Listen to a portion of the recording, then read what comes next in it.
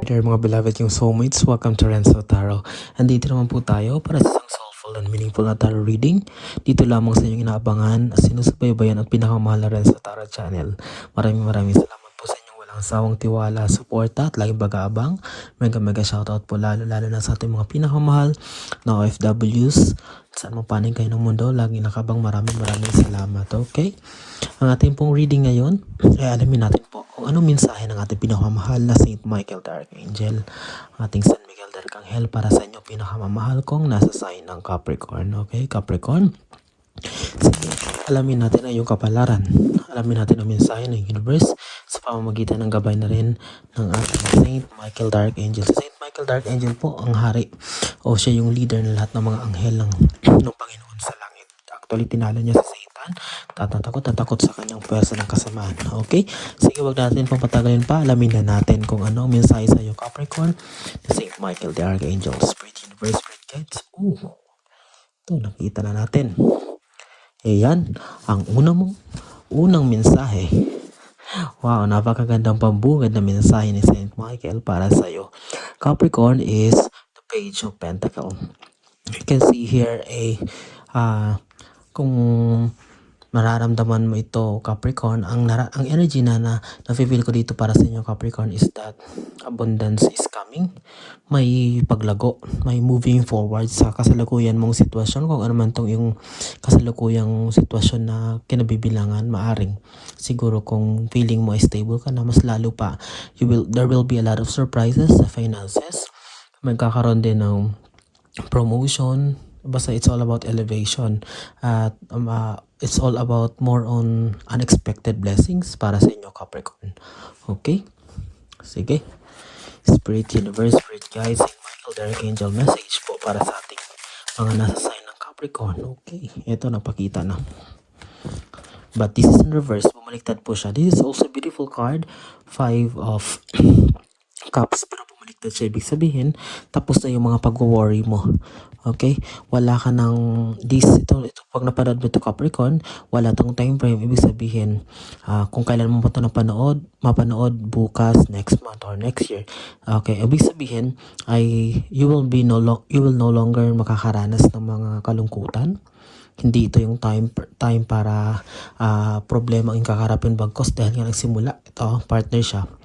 Kasaganaan, abundance, and dahil bumaliktid siya, ibig sabihin matatapos na yung mga days ng stagnancy, mga kawalan ng trabaho, walang kita, walang income, parang mahirap ang finances. Okay, everything will change into your life naman. Maraming mga pagbabagong mangyayari sa iyo, Capricorn, at pagbabago na for good at mas marami ka pang matutulungan.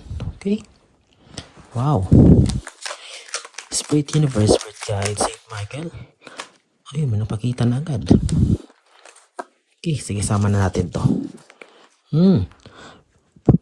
Mensahe rin ng ating Saint Michael the Archangel para sa Capricorn is that matuto ka rin daw magbalanse. Okay, balanse sa lahat ng bagay, decision making, sa pera, wag masyadong magastos, wag basta-basta magtitiwala sa mga tao, wag basta-bastang papasok sa mga investment, negosyo na hindi mo na inaalam lahat, lalo na ngayon sa panahon ngayon, di ba, napakarami ng mga scammers, manloloko. So, parang alam mo, too good to be true, napakagagaling nilang magsalita, mangumbinse, pero after all, masasayang lang lahat ng pera mo, effort mo kapag bigla silang naglaho sa wala. Okay? These 2 of Pentacles is all about balance. Okay?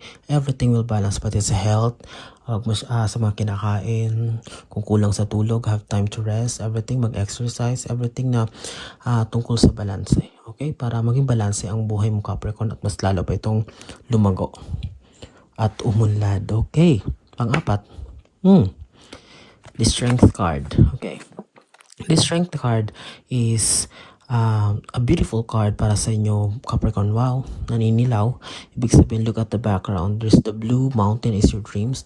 This Strength card is ang mensahe ito ni Saint Michael the Archangel para sa inyo, Capricorn, na have strength all the time. Huwag mawawala ng pag-asa, huwag susuko, huwag magpapapekto sa mga bagay-bagay. Just move forward.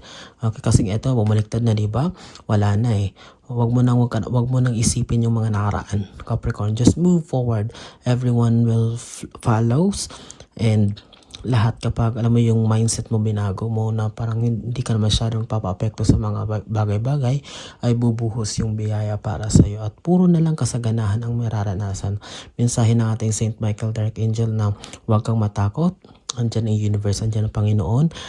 Ginagabayan ka lagi sa araw-araw, lalong-lalo na kayo Capricorn ay madasalin din kayo, very religious kayong mga tao at you are always including the God's sign sa mga desisyon nyo ginagawa nyo. Okay, although hindi perfect ang buhay nyo, pero hindi nyo nakakalimutan ang Panginoon. And that's a good thing. Okay, Capricorn. Sige. Para sa mga susunod na baraha, Spirit Universe, Spirit Guides, Saint Michael, please give us your message para sa ating pinakamahal na nasa sign ng Capricorn. Sige po. Again, if this is your first time po sa ating channel, please don't forget to like at mag-comment po kayo. Mag-subscribe na rin po kayo para mas lalo pong mag-grow ang ating channel. Plus marami po mga kakilala. Wow, look at that Capricorn. Naninilaw, Nine of Pentacles, Reyna ng pera, kasaganahan. Talagang patunay lang napakalinaw na mensahe ni Saint Michael para sa inyo nating universe. Capricorn, na you are bound for greatness, for a bountiful harvest. Okay, kung mapanood mo itong video na to, panghawakan mo ito, kung maaaring may hinihintay kang malaking pera, Capricorn, ay para sa iyo ito. Promotion, approval ng visa, kung ano man tong basta malaking bagay na yung matagal lang hinahangad, ay panghawakan mo nito, ay may katuparan ito sa lalong madaling panahon. Okay, Capricorn, huwag ka na magdalawang isip pa panghawakan mo ito. You will when you believe. Okay, kasi alam mo, pag nagmamanifest tayo, diba? Kailangan maniwala tayo, makakamit natin to at mangyayari to. Ganun din to, Capricorn. Ito ang mensahe ng ating Saint Michael the Archangel. And ito ang nais niya parating sa iyo na kailangan mo lang magtiwala. At dahil dito sa Nine of Pentacles na ito, ay kasaganahan ang iyong mararanasan. Wow! So beautiful. Full cards, okay? Last 5 cards tayo, Capricorn, para sa iyong message ni Saint Michael the Archangel para sa iyo. Saint Michael the Archangel, please give us the message para sa Capricorn. Capricorn, Spirit Universe, Spirit Guides, Spirit Universe, Spirit Guides. Again, maraming salamat po sa inyong walang sawang tiwala, support at pagmamahal dito sa inyo Renzo Tarot Channel. Okay, Page of Sword. Okay, yung pang-anim na baraha is the Page of Sword. Okay, wow. Tingnan mo. Tatabi natin siya kay Saint Michael. Ayan, may sword sa Saint Michael. Eto. Ayan. Ibig sabihin, kailangan mo daw maging matapang all the time. Yun ang nais parating ng barahan na to. Katapangan na, alam mo yun, wala dapat kinakatukutan. In the sense na hindi yung parang maghahanap ka ng away. Ang ibig sabihin nito ay, Capricorn, ay you should have the courage all the time. Huwag mo papapekto sa mga bagay-bagay. Kung may problema man, huwag masyadong dibdibin. You should always ask lang sa Panginoon, manalangin at siyang mag-provide ng lahat. Okay, kailangan baguhin niyo na yung mindset niyo daw na kailangan sa panahon ngayon, alam mo yun, uunahin lagi ang Panginoon. Kasi parang second option na lang lagi ang Panginoon kapag may problema, Capricorn, para sa inyo. Although sabi ko nga religious kayo, pero pagdating sa mga problema, parang nagiging second option nyo ang Panginoon. Pero ngayon, ang mensahe nitong Page of Sword na to ay kailangan nyo mag-rise up, kailangan nyo mag-level up sa mga decision making nyo. Kapag may problema, walang iba matik agad kundi ang Panginoon ang iyong lalapitan sapagkat siya lang ang may makakatulong sa atin ng lahat ng universe. You ask for the sign of the universe and everything will follow. But this Page of Sword, tingnan mo, okay, you are ready for any battle. Ano man problema dumating. But sabi ko dito kanina, wala na. Magiging minimal muna ngayon yung mga problema, yung mga frustrations na yung mararanasan, Capricorn. Okay? Spirit Universe, Spirit Guides, Michael the Archangel message. Oh, may nahulog na dalawa. Sige. May nahulog na pong dalawa. Ay, tatlo. Okay. Ang yung pampitong baraha is, sino to, Capricorn? May kilala ka ba? Parang merong taong nag-i-stalk sa'yo. Parang merong isang taong naiinggit ba? Parang palalim kang, patago kang inoobserbahan. Parang may plano sa'yo.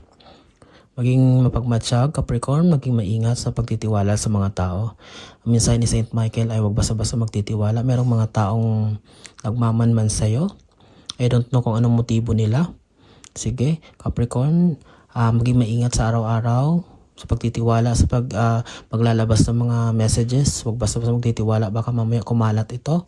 Alam mo, kahit yung wag basta-basta magdudugtong ng mga salita, baka mamaya ikaw pa yung mapasama. Merong tao na patagong akala mo pinagkakatiwalaan mo pero yung pala ay pailalim na naiinggit sa'yo or sinisiraan ka. Maaring itong tao na to, ayan, nung katabi sila ng sword. This is also related to sword. Ibig sabihin, may masama. Parang may gustong mangyaring masama sa'yo. Okay, Capricorn? Be careful. Okay. Okay. Wow. Okay, sige. Na-connect ko siya dito. Seven of Pentacles pero bumaliktad. Itong tao na to, ang kanyang kinainggitan, Capricorn, ay maaring may idea siya sa iyong blessing na parating. Siguro may idea itong tao to. Very close ito sa iyo, kaibigan mo, pamilya mo. Parang siguro may nakikita siya na parang may potential kang anihin na malaking blessing. Maaring may mamanahin ka, may malaking perang darating sa iyo.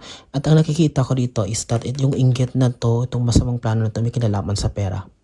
Okay, mag-comment ka nga, Capricorn, kung ito magka-resonate ka dito. Okay, may kinalaman sa pera, maaring sa mana, sa bahay, lupa na binibenta, whatsoever. Okay, kala mo okay yung lahat, pero pailalim, lalo na sword pa. Ayan sword. Ito yung tao, ito pa yung pera.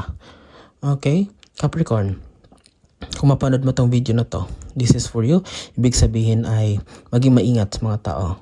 Okay, kung posible ay yun, maging mapagmatsyag, be observant. Huwag basta-basta paperman makontrata. Huwag basta-basta makipagsunduan ng hindi sa harap ng abogado or hindi dinadaan sa legalities. Okay? May kinalaman sa pera to, Capricorn. Itong tao na to. Kung sino man yan, ikaw nakakakilala niyan. Sige, mag-comment ka nga. Para sa yung 9th card. Okay, Temperance card.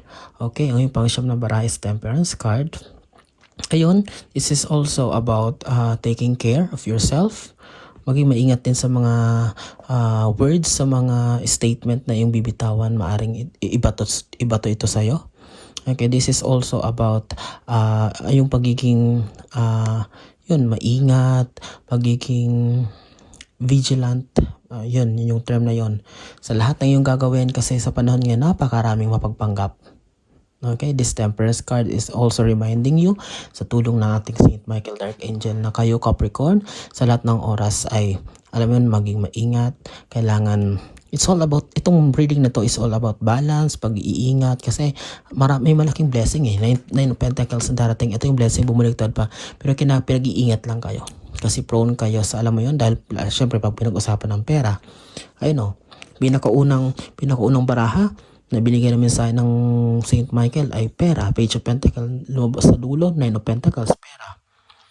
Yun, bumaliktad yung pera, lumabas yung may taong naiinggit, lumabas yung sword. Ibig sabihin talagang prone kayo sa mga inggit, sa mga masamang balak dahil sa mga biyayang yung kinakamit. This time, Temperance card is also reminding you to be careful. Okay? And last card, sige, kuha tayo ng yung 10th and last card. Saint Michael the Archangel, Spirit Universe, Spirit Guides, mensahe ni Saint Michael para sa mga Capricorn kong mahal. Spirit Universe, Spirit Guides, Spirit Universe, Spirit Guides, last card. Ayun, nahulog po, hindi nahagip ng camera. Tingnan mo. Okay? Kapag hindi ka naging maingat dito, ka babagsak, Capricorn. Sabi ko, paulit-ulit ka sinasabi, ingat. Kasi kapag hindi ka nag-ingat, ang sabi ng ating Saint Michael the Archangel, although andyan siya, tutulungan ka, pero dito ka mapupunta. 9 of Swords, sleepless nights, hindi ka makakatulog, sabihin depression, maapektuhan ka ng grabe. Kung hindi ka mag-iingat, hindi ka magiging matalino sa mga desisyon na gagawin, sa pakikisama sa mga tao, sa pagtitiwala sa mga tao. Kailangan lahat balansehin, kailangan lahat pag-aralan na mabuti.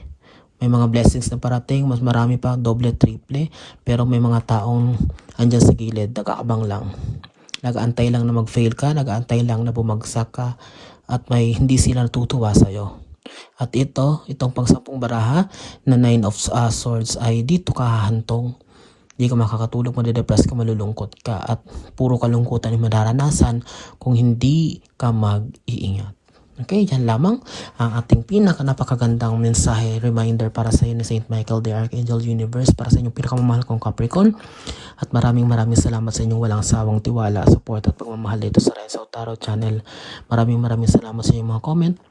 naway pakishare po, mag-comment po kayo, mag-like, pakishare po ng video natin ngayon sa mga kakilala, sa mga kapisina, kaibigan na mahilig rin sa tarot reading para mas mag-guide din po natin sila at mas lalo pong lumago ang ating channel at mas marami pa tayong matulungan. Sana po kayo naroon, anong pang ginagawa nyo ngayon?